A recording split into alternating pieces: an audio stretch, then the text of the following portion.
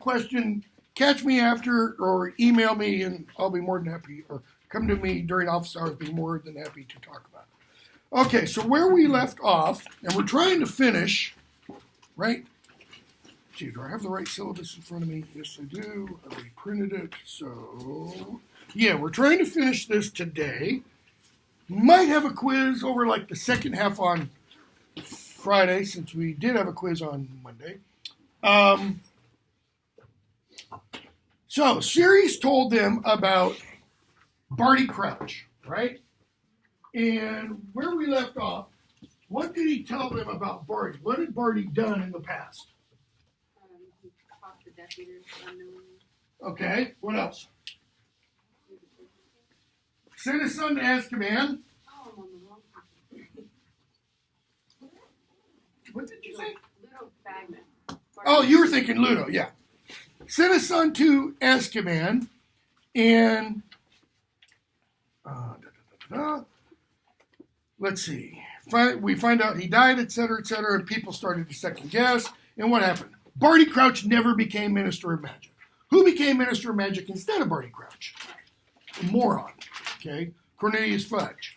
So they talk a little bit about Snape in 5:30. Hermione says, "So you think Snape could be up to something?" Asks Harry, sorry, and Hermione breaks in. "Look, I don't care what you say. Dumbledore trusts Snape." Ron, give it a rest, Hermione. I know Dumbledore's brilliant and everything. Doesn't mean a really clever dark wizard couldn't fool him. And so what does Hermione do? She uses logic. Then why did Snape save Harry in the first year? Okay, I don't know. Harry, what do you think, Sirius? And what does Sirius do? He gives us dirt on Snape. Stuff we thought we might have expected, but we didn't know. Now we get real fact. Ever since I found out, this is page 531, Snape was teaching here, I've wondered why Dumbledore hired him. Snape's always been fascinated by the dark arts. He was famous for it at school. Slimy, oily, greasy-haired kid he was. Okay, notice, by the way, that's not necessarily factual. That's opinion. Snape knew more curses when he arrived at school than half the kids in 7th year. Okay, when did he arrive? Same age everybody else. 11 years old. And he was part of a gang of Slytherins who nearly all turned out to be Death Eaters. Notice he didn't say Snape was a Death Eater. He was part of a gang, and most of the gang turned out to be Death Eaters. And he starts going down their names. Yes? Wait, how did you become a Death Eater again? We'll find out. We'll get to that. Shortly, in fact.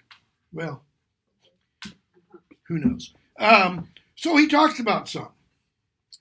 Okay? Ron talks about him knowing Karkaroff pretty well. Okay?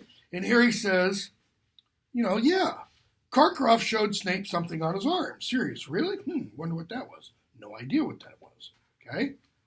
So, Sirius says, yeah, but Dumbledore still trusts Snape. Why is she bringing this up now? Because of something that happens in a later book. Okay? Okay, so let's skip a bunch. Sirius tells them they need to get back to school. He says, keep an eye on Crouch. Again, absences are weird. And what happens very next chapter? The madness of Mr. Crouch. Okay? We see Winky.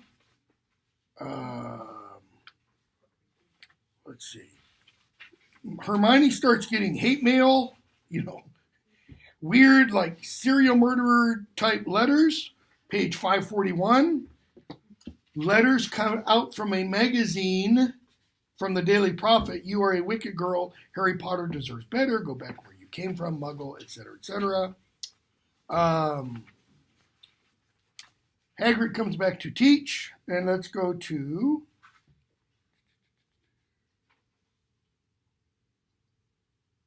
547.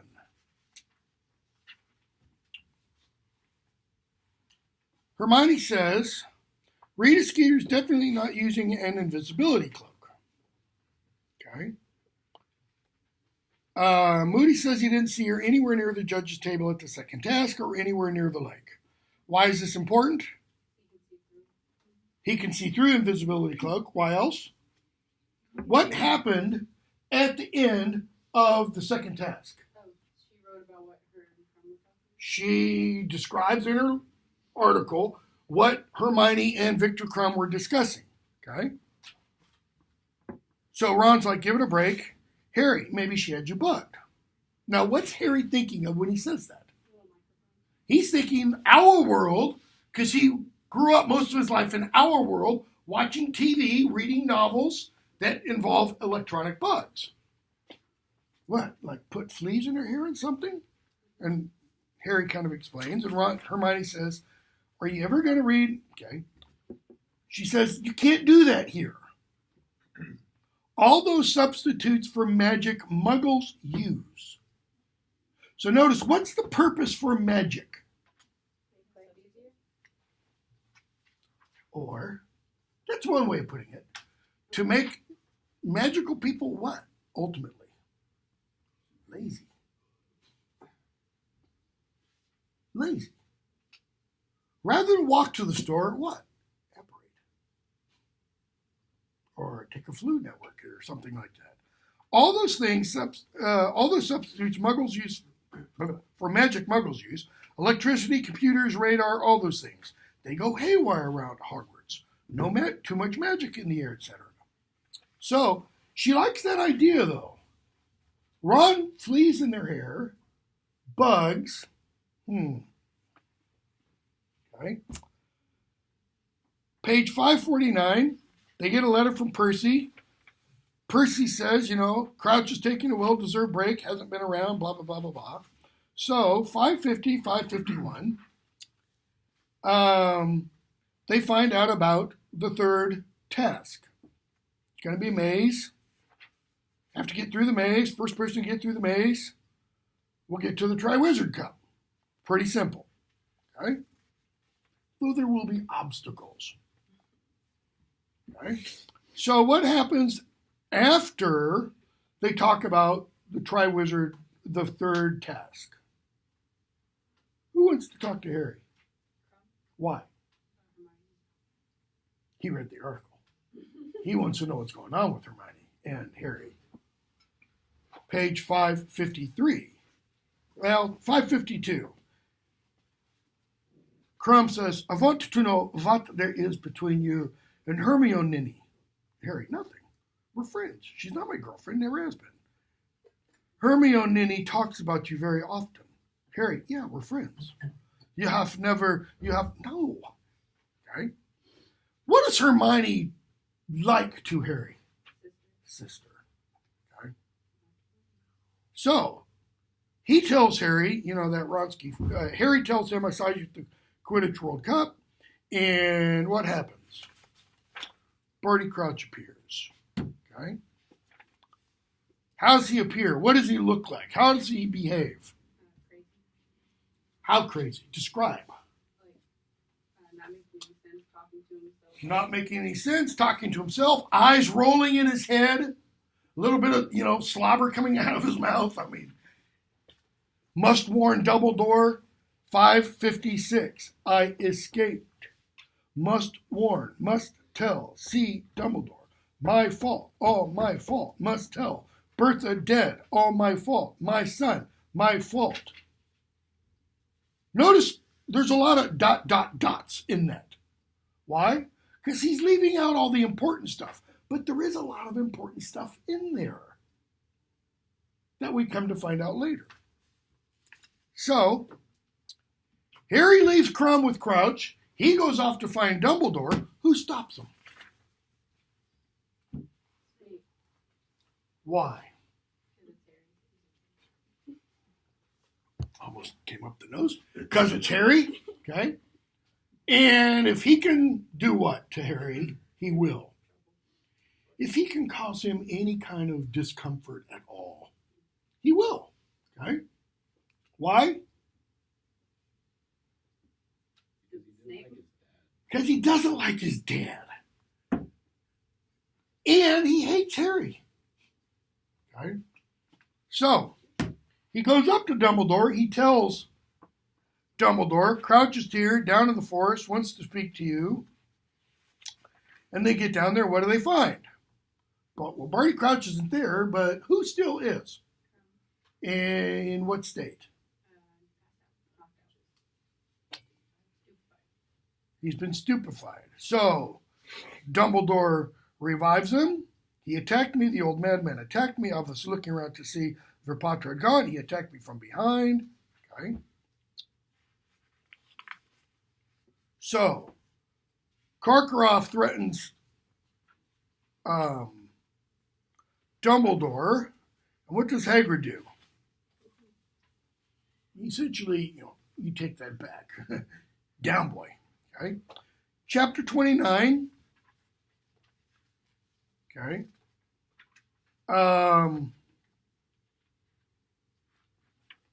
Let's see here. Harry tells Ron and Hermione about it. They're wondering why you went off with, and Hagrid, why you went off with Karkaroff anyways, as Sirius does. Went off with Crumb.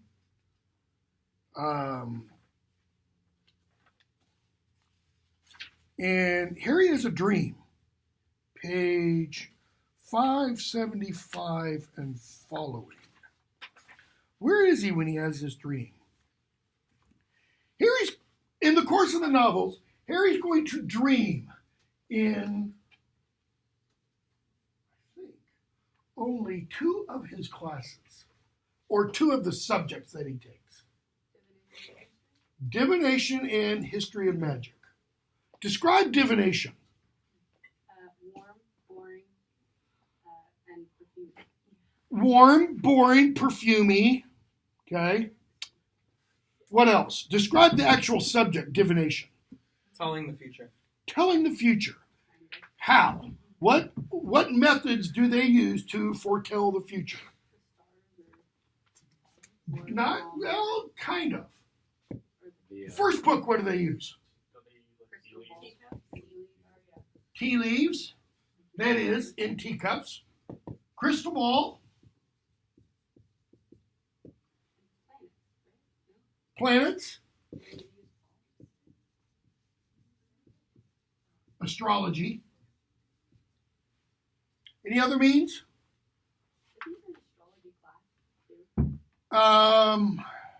That's an actual astronomy course where they go up to the top of the astronomy tower, okay, which is going to figure importantly later. Think of all the different classes of magic Harry has. So he's got divination. He's got potions, right? He has transfiguration. He has charms. He has herbology.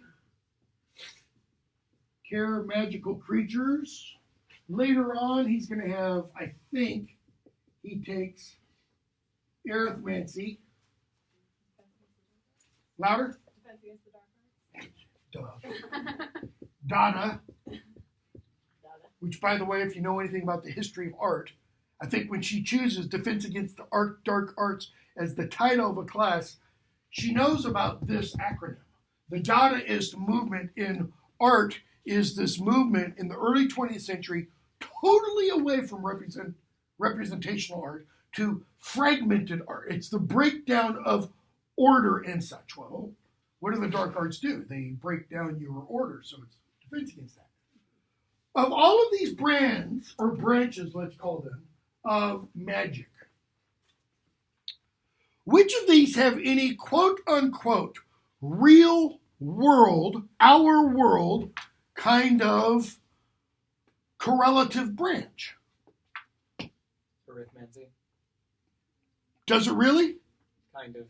Mathematics. Give me an example. Isn't it the same as divination but using mathematics? No. I thought it was like adding numbers and names. The mancy part is, causing, using spells, but it's with numbers. So it's the use of numbers it's not foretell the future though. It's to control things. It's to do magic with. mathematicians do any kind of magic with numbers. I mean, what they do is magic to me because it's somewhere out there. No. What's mathematics? A real mathematician will tell you what mathematics is. It's a description of the universe. They're looking at the nuts and bolts, so to speak. What about magical creatures? Veterinary science? No. Because what kind of magical creatures does your local vet care for? Unicorn? Don't think so. Buckbeak? No. Okay. Herbology?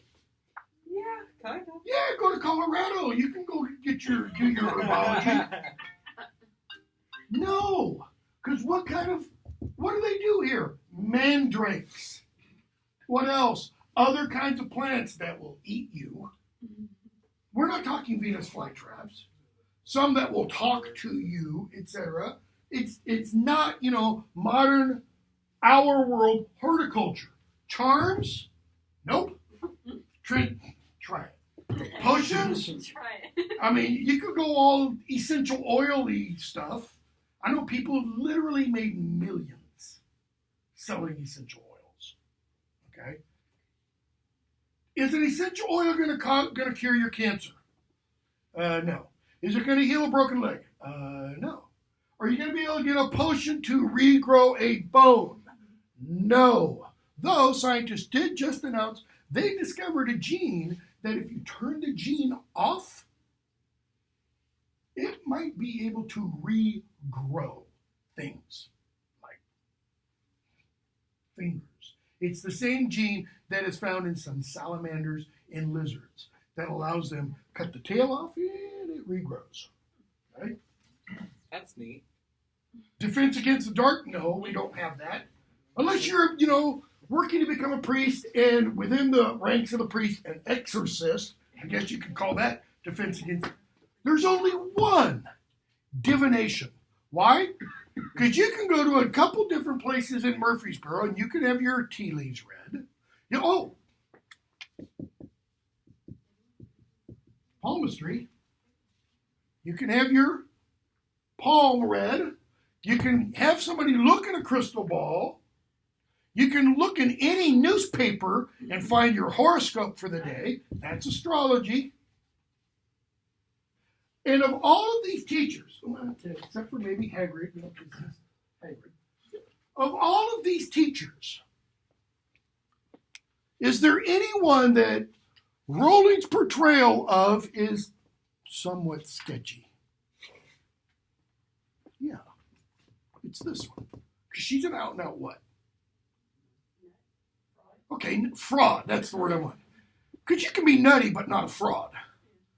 To be a fraud means what? You intend to defraud people. You're going to take their money and tell them a lie.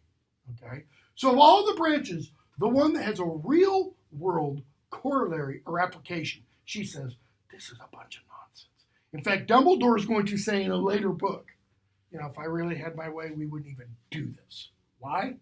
Because it's nonsense. Okay? I don't know why I went off on that. I did not have the time to do that, but did it anyways. So, Harry has his dream. That's why I did it. Harry has his dream. What does he see in the dream? Voldemort, Wormtail, and a few others. Page 576. You are in luck, Wormtail. Your fortune indeed. Your blunder has not ruined everything. I am so pleased. Nagini won't eat you tonight. Crucio! And Wormtail screams. Okay? Cause pain. Crucifixion, like. Okay? Causes pain. But it's not, paper cut pain. It's excruciating pain. Several years ago, give you an example of excruciating pain. January of what year? 2010. We had a lot of snow on the ground that January. Our house, the drain comes down the side of the house, hits the driveway and rolls off, water and stuff rolls off this way. Well, we had a fresh layer of snow, but the snow was sitting on top of ice. I walked out to put stuff in my garbage can, and I went and did this, and just totally up in the air. Broke my fall with my arm like this. And when I did that, I totally severed my rotator cuff. So all the muscles that enable you to do this totally ripped. My arm just Look at you now. went like that. Okay? And I, tried and couldn't do anything. I immediately knew. And it was about 5 minutes later when I kind of started to go, oh, I'm going to pass out. Because that pain was like no pain I've ever had before. Okay? That's the kind of pain he experienced. Did you make it? Pardon? Did you make it to the hospital? Yeah, we got to the emergency room where the idiot said, I need you to put your arm up on this table so you can x-ray. I said, no, you don't get it. I can do this and kill me. Just shoot me now. No pain. They gave me aspirin. Literally. Gave me aspirin. Call orthopedic surgeon in the morning because this was on a Sunday. I'm like, really? Give me some morphine, man. Just a couple shots of it, I got the morphine later after I had the surgery. I still had to wait 2 weeks for the surgery because you have to wait for the swelling to go down. I have since had a partial replacement. So from here to here, titanium rod. Okay. Anyways, Harry wakes up and what does he see? Trelawney says, you're clutching your scar. He goes to tell Dumbledore what he's seen. He gets to Dumbledore's office, and there's Fudge in there, and Moody, etc., etc. Okay? And 581. Harry goes in. Dumbledore tells him, wait for me here, and they leave. And Harry, being a 14-year-old curious kid, he's standing there, he's looking around. He's been to the office before, right? A couple of times. One time, Fox does this. And now he's looking around because Dumbledore's got these cool bookcases that have all these weird things in them.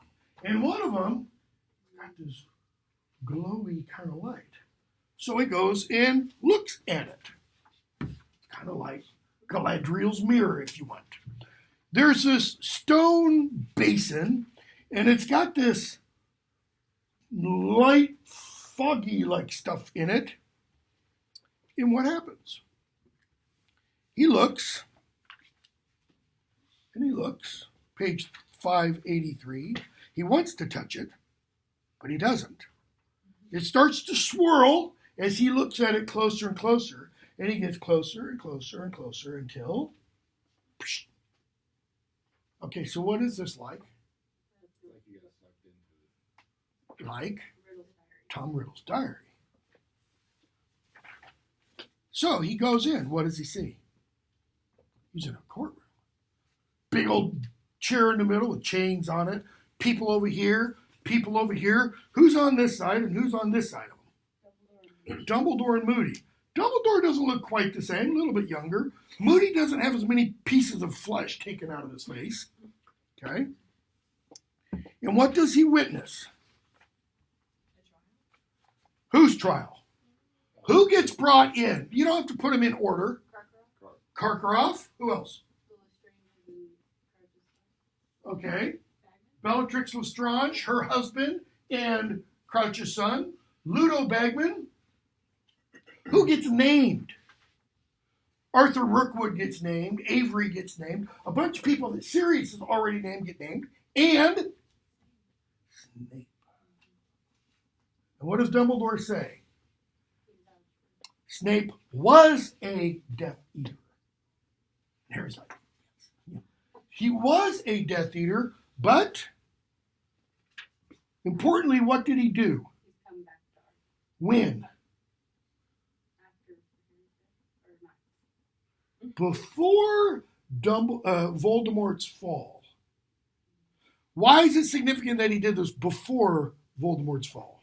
A lot of wizards try to say they were. Yeah, because an awful lot of wizards, after Voldemort fell, oh no, Imperius curse. He went back before then, and Dumbledore says, turn to spy for us. So if he turned spy for them against Voldemort before Voldemort's fall, what's he doing to himself? Putting himself in huge risk. Putting himself in danger. Okay. What else does Harry see? Or who else does Harry hear discussed? Neville's parents. He doesn't know immediately that it's Neville's parents. He thinks it is. So that when Dumbledore comes in, towards the end of that chapter, page 597, Dumbledore explains, this is a pensive Harry. Notice her playing kind of with language. Pen, sieve. Sounds like pensive, which is thoughtful. But this is a pen sieve or a pause sieve. This is French. It means thoughts. Blaise Pascal wrote a book called Pensées, which are his thoughts, his meditation. Well, what do you do with a sieve?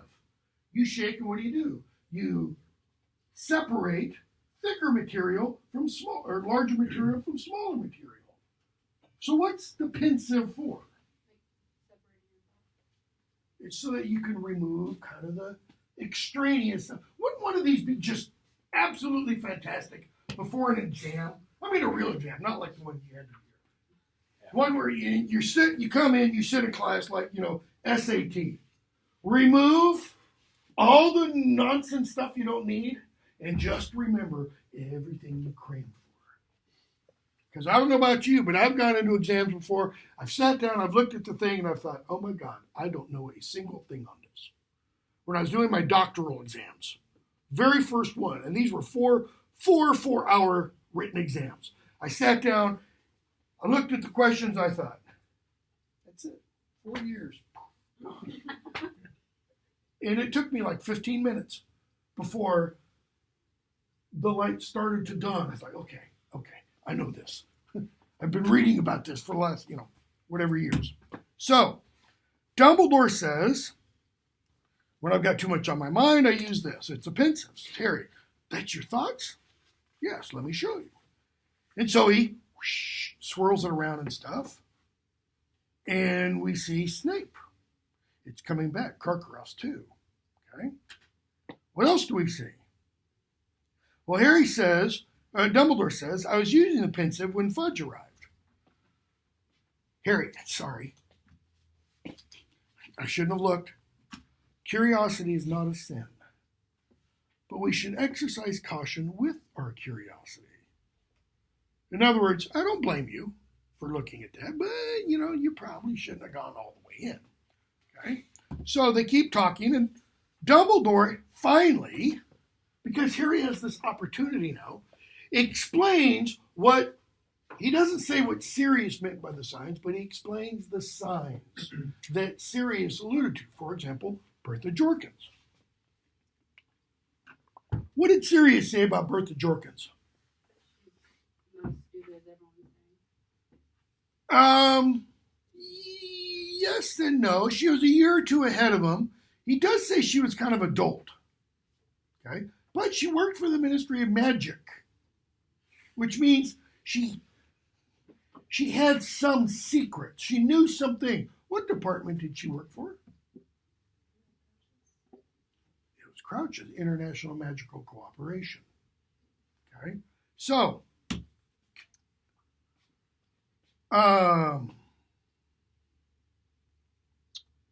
Dumbledore says, I know about your scar, etc., etc. He tells Harry, your scar connects you with Voldemort, etc. He talks about Voldemort's ascent to power, 601. The years of Voldemort's ascent to power were marked with disappearances. He says Bertha Jorkins has vanished. Crouch has disappeared. What else?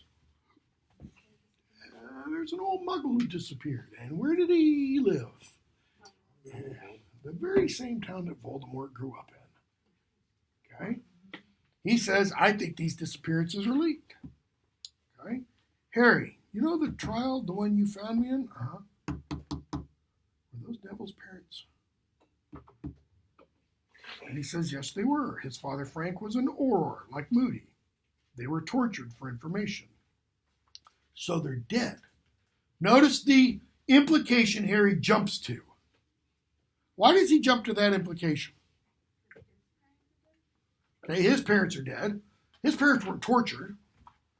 What does he know about Neville? He lives with his grandmother. So his parents must be dead, and that's why he lives with his grandmother, Dumbledore. No. They're insane. Who has it better? Harry or Neville? I mean, his parents are dead. One of the times when I taught this, it was the semester or two right after we found out my mom had Alzheimer's. And I hadn't been out there, I don't know, a year or two. And then like the next semester, I'd gone out and seen her. And to see my mom was exactly what, a little foreshadowing, what we're going to see in the next book. It was like seeing Alice Longbottom as she is described to us. Okay? So he goes on. They're insane. They both are. They're in St. Mungo's. Neville visits them with his grandmother during the holidays. They do not recognize him. Harry got to see his parents in the Mirror of Erised, right? And what happened? They cried, they waved, they smiled. The Longbottoms were very popular. Attacks on them came after Voldemort's fall from power, just when everyone thought they were safe. Those attacks caused a wave of fury, such as I've never seen. The Ministry was under great pressure. Harry, so maybe Crouch's son wasn't involved. Dumbledore's like, I'm not sure. Not positive. Doesn't have proof. Okay? So then Harry has one final question. What is it? How do you know Snape's not a Death Eater? Come on, give me the dirt. He says, between Snape and I. Third task. Third task. So we have another Rita Skeeter scoop. And what does this one say? Harry's dangerous. Going crazy. He's having weird dreams. He's spazzing out in class, you know. Okay. So, this time, each of the champions, his family come kind of wish them well. Well, Harry doesn't have any family. Yes, he does. So who comes and wishes him well? His adopted family. Or the family that kind of adopts him. Okay. Notice Harry doesn't expect that. So they go off for the third task. Who goes in first? I thought it was Fleur, because she was currently in last place. They go in. Cedric went in first, then Harry, then Crumb. So, pages 620, 621. Ludo Bagman magically amplifies his voice and says, ladies and gentlemen, third final task of the Triwizard Tournament is about to begin. Here's how the points currently stand. Tied in first place, 85 points each, Mr. Cedric Diggory and Mr. Harry Potter, both of Hogwarts. Second place, 80 points, Mr. Victor Crumb. And third place, notice, no telling of how many points Fleur has, Miss Fleur Delacour of Beaubaton.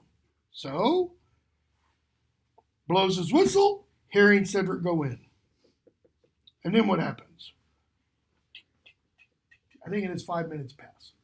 And then Crumb goes in.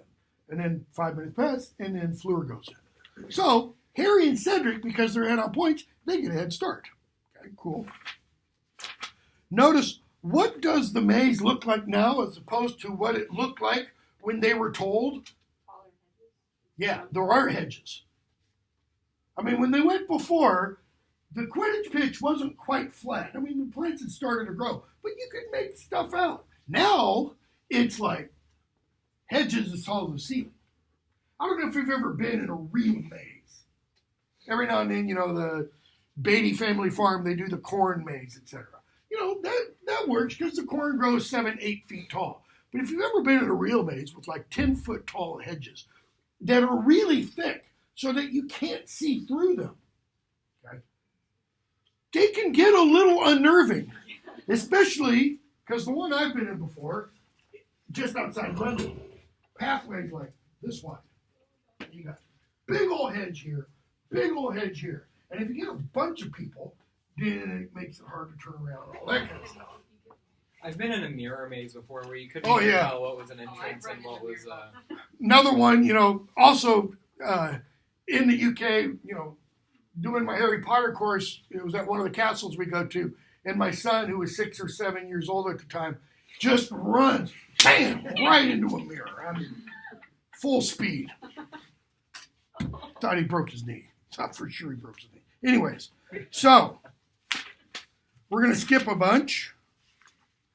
And Harry and Cedric, page 632, are near the Triwizard Cup.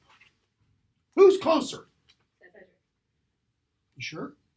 Harry. Page 632. I wasn't saying you sure, meaning you're wrong. I was just... Big spider. Spider lifts Harry. Harry and Cedric both disarm the spider. Harry falls 12 feet onto his already injured leg, which crumples beneath him. 12 feet, so add 2 feet onto that.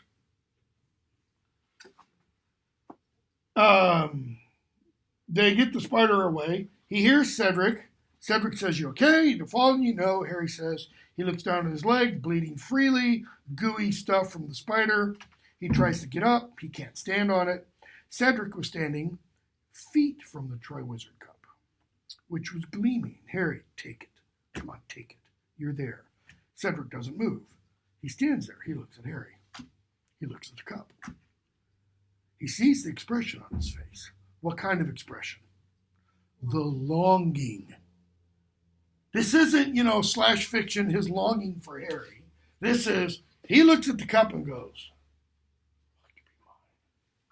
what house is he from? Hufflepuff. You take it. You should win. That's twice you've saved my neck in here. Right? Because he saved him from Crumb earlier. Okay? Harry, it's not how it's supposed to work. Cedric had beaten him. Just as he'd beaten Harry to ask Joe to the ball. One who reaches the cup first gets the points. That's you. I'm not going to win any races on this leg. Cedric takes a couple steps closer to the spider. Okay, if he's going closer to the spider, then he's doing what? He's going away from the cup. No. Harry, stop being noble. Why does he say stop being noble? We've not been told that nobility is an aspect of Hufflepuff. What is an aspect? hardworkingness. Hard work. They're diligent. Okay? Just take it so we can get out of here. Why is Harry thinking so we can get out of here?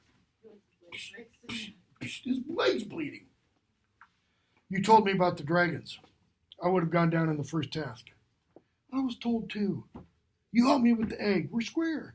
I had help on the egg in the first place. In other words, somebody told Cedric. Okay? Harry, we're still square. You should have got more points on the second task. You stayed behind to get all the hostages. I should have done that. I should have implies it's what's called a categorical imperative. I should have been the better person, not better than you. I should have been better than I was. I came, I got the person I wanted, and I said, screw the rest of them. I'm going to win this thing. Harry, I was the only one thick enough to take that song seriously. And he was being thick, right? Because what were they told at the beginning of the Triwizard Tournament? Nobody dies. The song said, retrieve what you love the most, or say goodbye forever. Go. No, Cedric says. He stepped over the spider's tangled leg to join Harry. Cedric was serious. He was walking away from the sort of glory Hufflepuff House hadn't had in centuries. Go on. Harry says, both of us. Let's do it together. What? We'll take it at the same time. Why? Because then it really is a Hogwarts victory, right? It's not a Gryffindor. It's not a Hufflepuff. It's a Hogwarts. Cool. They touch the cup. What do we? Portkey. So they're taken someplace. And Cedric says, anybody tell you? He said, nope, I didn't know it was a portkey. Cedric, 637. One's out, do you reckon? Here's one. Oh, hell yeah. But notice, Harry's glad Cedric makes the suggestion first. Why?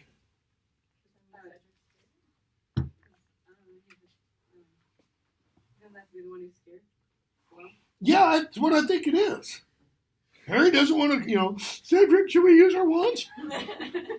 So they pull out their wands. They see somebody's coming.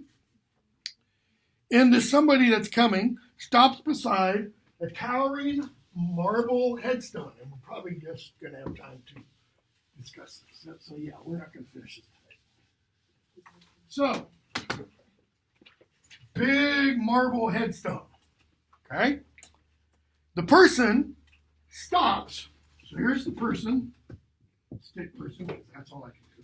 Stops near the marble headstone. Where? 6 feet from Harry and Cedric. So the marble headstone and the person are 6 feet from Harry and Cedric. Arithmancy here, okay?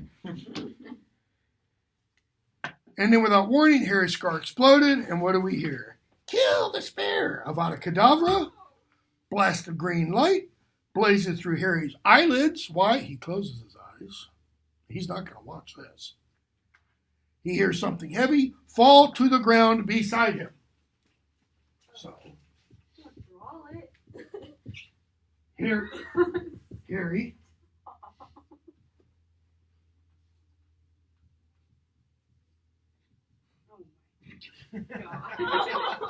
And Cedric.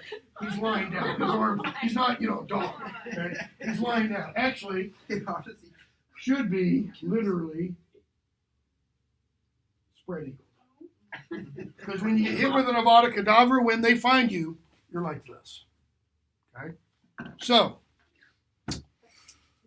there's Cedric lying spread eagled on the ground beside him. Still what? Still 6 feet from here. It's not. Harry's here and Cedric gets blasted across the room.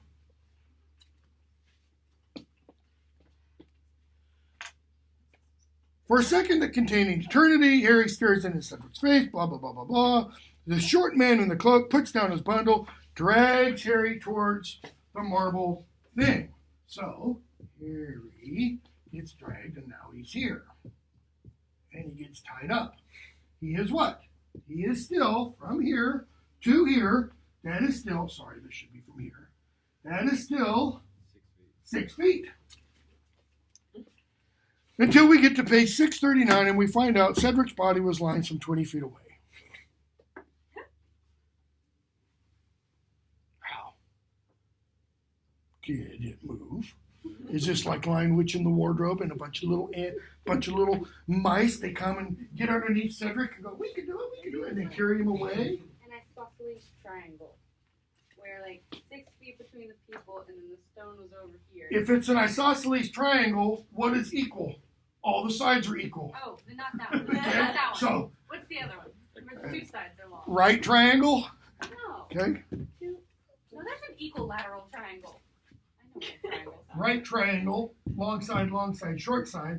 Isosceles, No, equilateral. they're all equal. No, Equilateral is where they're all equal. Isosceles is where two of the sides are equal and there's one that's shorter.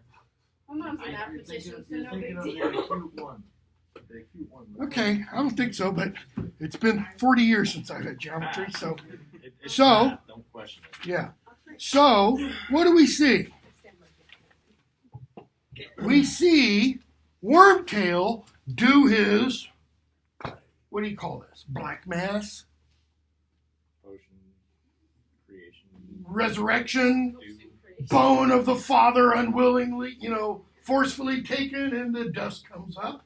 Because now he's erected, got a cauldron, fire underneath. The bone goes in here. What? Blood from the enemy forcibly taken. He stabbed Harry, dab a little bit of blood, put it in, and then what? Flesh of a servant. Flesh of a servant willingly given. He whips out a knife and he goes, okay, one, that's a sharp knife. Because what you just cut through. Boom. I know Harry wouldn't have known to do this, but he could have just ruined everything by saying, "Yes, please take my blood." He could have. Tense situation. And what do we see? Voldemort comes back. And so he comes back, and what does Rowling put into Voldemort's mouth?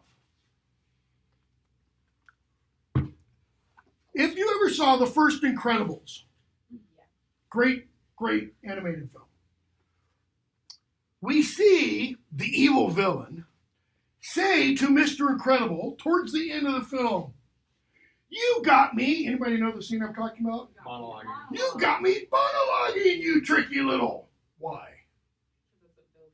Because that's what villains do in all stories. What do? They don't immediately carry out their nefarious plot. They have to explain everything, which enables our protagonist / hero to foil them. Yes? It's more like, so the Voldemort sabotaged the cup and made it like teleport. No. Not Voldemort. Not Voldemort. We'll find out later. Shortly. Tomorrow. Who? Friday. Yeah, probably Friday. Yeah, definitely Friday. Yeah. Yeah, we'll find out who does that on Friday. So, what does Wormkill put in here? Put in the cauldron. The little baby Voldemort thing. The little baby Voldemort thing. Okay? And Harry's thinking, let it drown. But it doesn't. It comes out, and what does it do? It monologues. And we see who operates around them. Which ones? All of them? No, the one's not in that. Okay. Those not in Azkaban, etc. So who shows up? That we knew was going to be there. Malfoy. Bookends. Crab and Goyle. Avery. Who likes to kill animals? McNair. Okay. From the second book. And there are a few others. Okay. So, Voldemort goes on and he explains why he had to do this. Okay? He says, 13 years ago, I was a damn fool. Why? I tried to kill the boy and his mother put a protective charm on him. Does that mean that before he went bzz, on Harry, his mother said, "Oh Lord, bless this child and keep him"? No. What did she do? Not Harry. She puts herself in front of him. He kills her. Okay. Dumbledore already told Harry, your mother died trying to save you. So what does Voldemort now do? How does he come back? He gets Harry's blood, which has that protective charm in it. And he now has that blood flowing in his own veins. Harry said at the end of book 2, when Dumbledore said, the night that Voldemort gave you that scar, he transferred some of his powers into you. Harry interpreted that to mean he put a bit of himself into me, and Dumbledore says, yeah, I'll go with that interpretation. Yes, Harry, that's what he did. Now, what has Voldemort done? He's put a bit of Harry into himself.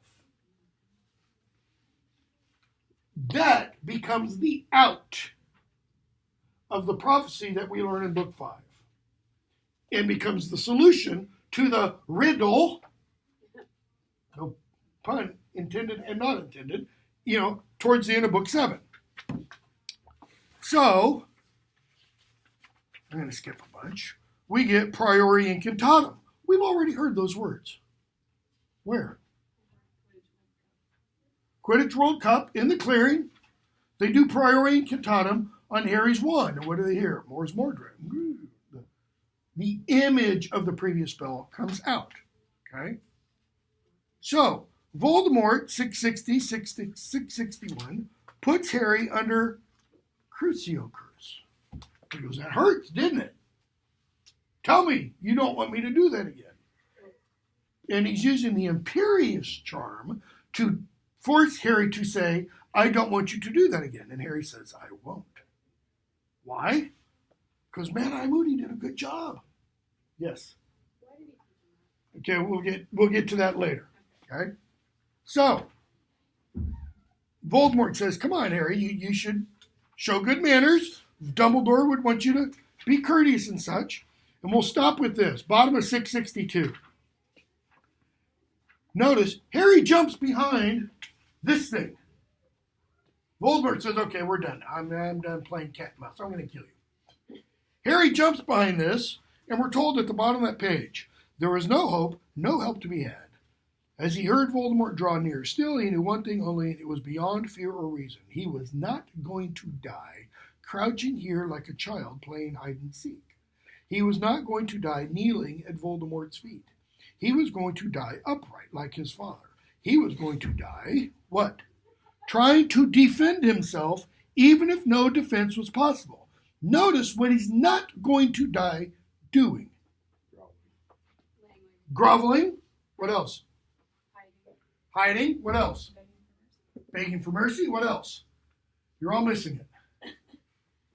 He's not going to die attacking. He's not going to die trying to kill Voldemort. Does he know how to kill Voldemort? Yes, he does. 2 words. Avada Kedavra. He knows the spell. Mad-Eye Moody said, you could all use it on me. I probably wouldn't get worse than a nosebleed. Why? It takes a lot of powerful magic behind it. Well, what do we already know about Harry? He's got a lot of powerful magic. I mean, the Sorting Hat says book 1. Talent? Whoo! That is raw power? Oh, yeah. Okay, we will stop there. Pick up with that on Friday. Get a bunch into Order of the Phoenix.